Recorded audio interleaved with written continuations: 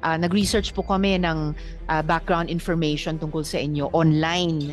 Pero kahit online, ang nipis po ng impormasyon tungkol sa inyo.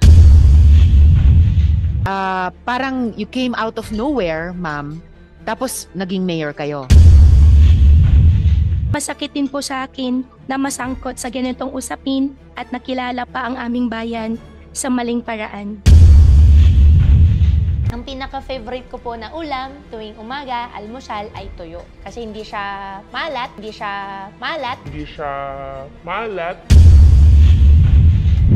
Alright, salamat Dr. Casio.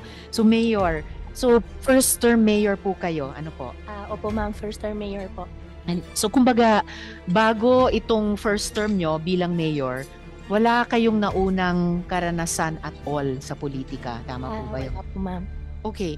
So, ibig sabihin, di po kayo dating konsehala, di po kayo dating barangay official, di po kayo dating SK official.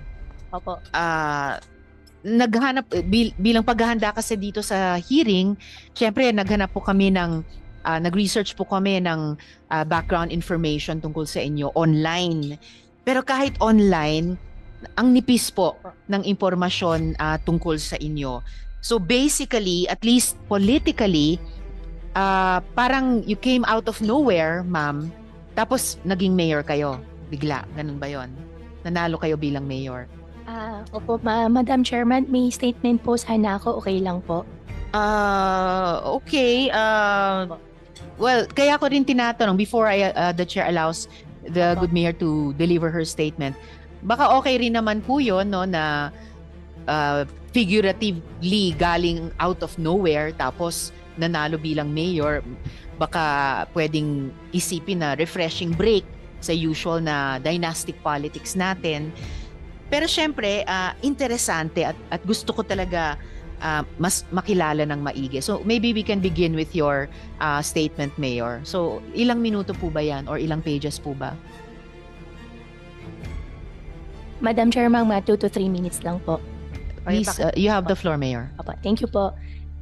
Ako po si Alice Lialgo, ang kasalukuyang mayor po ng bayan po ng Bamban, Tarlac po.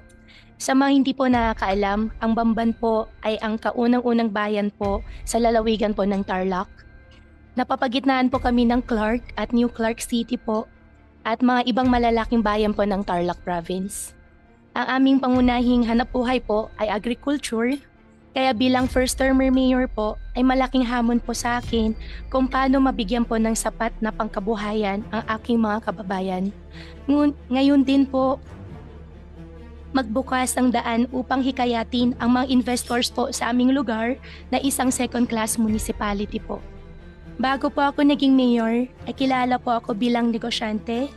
Ito din po siguro ang dahilan kung bakit po ang batang tulad ko po ay pinagkakatiwalaan po ng aking mga kababayan dahil po sa aking kaalaman po sa usaping pangkabuhayan. Kaya sa unang taon po bilang mayor, na nagsikap po akong maghikayat ng investors para magnegosyo at makatulong po sa pag-asenso po ng bayan po ng Bamban. Ito po ay kabila ng hamon po ng ekonomiya na dulot po ng epekto ng COVID-19, kaya masakit din po sa akin na masangkot sa ganitong usapin at nakilala pa ang aming bayan sa maling paraan. Nakakalungkot po na wala pa man ay nahusgahan na po ang aming layunin at nahaluan na din po ng pangsariling interes po ng ilan. Nalitis na po kami base pa lang po sa aligasyon at pinagtagpi-tagpi po na kwento. Dahil dito po ay nais ko pong magpasalamat sa kagalang-galang po na Committee on Women, Children, Family Relation, and Gender Equality headed by Honorable Senrisa, ma'am. Dahil nabigyan po ako at kami ng pagkakataon ng bigyan linaw po mga issues po na binabato po sa akin at sa aming bayan. Unang-una po, hindi po ako konektado, hindi po ako operator, hindi po ako protector o cutler po ng Pogo. Wala po akong kinalaman sa kanilang operation at sa kahit anong gawain sa loob at labas po ng Pogo. Dati po akong isang incorporator po ng Baofu, ngunit ito po ay aking naibenta bago pa po ako pumasok sa politika. meron po akong dokumento po na magpapatunay po nito. Tama po na sa akin po nakapangalan ang metro po ng Tarelco because I was the former landowner po of the property. Ang tanging sinasabi po ng dokumento ay ako po ang nag-apply po ng temporary connection way back 2019 po ng electricity po para sa entire compound. At siguro po hindi na naalis ang aking pangalan sa dokumento po ng Tarelco. Nais ko rin po ninawin na mayroon pong isang sasakyan po na Ford Expedition nakita po sa loob po ng property at sinasabing nakapangalan po sa akin ay matagal ko na po siya naibenta way back 2020 pa po at hindi ko din po ito nagamit o nakita man lang. At wala din pong katotohanan na pagmamay-ari ko po kahit isang villa po sa compound at ni minsan po hindi po ako natulog doon. Sa katunayan po ay hindi ko po nakita ang kalahatan po ng villas na naitayo pagkatapos ko pong mag-divest po ng shares po sa Baofu. Ang application po, the letter of no objection o lono po ng Hongsheng ay isang dokumento po na nagsasabi na hindi po kontra at ayon po ang Sangguniang Bayan sa itataguyod po na negosyo. Ito naman po ay na-issue pa po ako bago naging mayor ng Bamban at hindi na po ako nagkaroon ng anuman partisipasyon matapos po noon. Ako po ay humaharap po sa inyo, ma'am, sir, your honors at sa buong bansa para sa aming bayan, Bamban at para maibalik po ang kumpiyansa po ng aming investors. Kaisa niyo po ako sa investigasyon ito alang-ala sa paggawa po ng batas. Maraming salamat po. Thank you po, ma'am. Thank you rin po, Mayor Go. Sabi niyo po sa inyong statement, Opo, ma'am. gusto niyong tulungan yung mga residente ng Bamban. Tanong ko lang po kung meron bang taga-Bamban na empleyado sa munisipyo? Kasi balita po sa amin ay wala daw. Alright, let me correct that question, Mayor. May taga-Bamban ba na empleyado dun sa Baofu? Yes po, Your Honor, yes po. Meron po. Ilan po?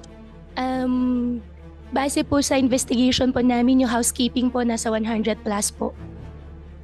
Housekeeping 100 plus. Opo, Your Honor. Pero yun na po yung mga empleyado sa Baofu na galing po sa Bamban. Opo.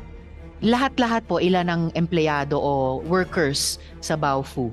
Dun sa 7-story buildings at dorms at dun po sa 14 villas at sa lahat-lahat na 36 buildings sa 7.8 or 7.9 hectare property. Ilan lahat po ang workers? Opo, Your Honor. After ko po mag-divest po, hindi ko na po alam yung exact number po. Base lang po sa investigation ko po na after the raid po, yung housekeeping lang po, 100 plus po. So, alamin po natin mamaya kung ilan lahat-lahat ang workers doon sa Baofu bago ng raid. Opo. Para makita natin kung ganong kalaki o kaliit na percentage doon ay mga itong 100 plus na empleyado na galing sa Bamban.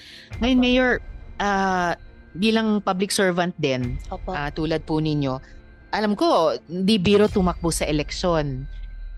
Kahit local elections, minsan mas pa kung local elections, malaki ang gastusin. So, alam ko na hindi impertinente na tanungin ito sa kapwa kong nagtatrabaho sa gobyerno. Ano po ba yung source of funds ninyo? Ako po ay isang hog raiser po. Sa Bamban din po yung hog raising operations nyo? Opo. Banda saan po doon? Malapit ba? Malayo doon sa Baofu? At gaano pong kalaking Medyo operations? malayo po. Siguro mga 20 minutes po.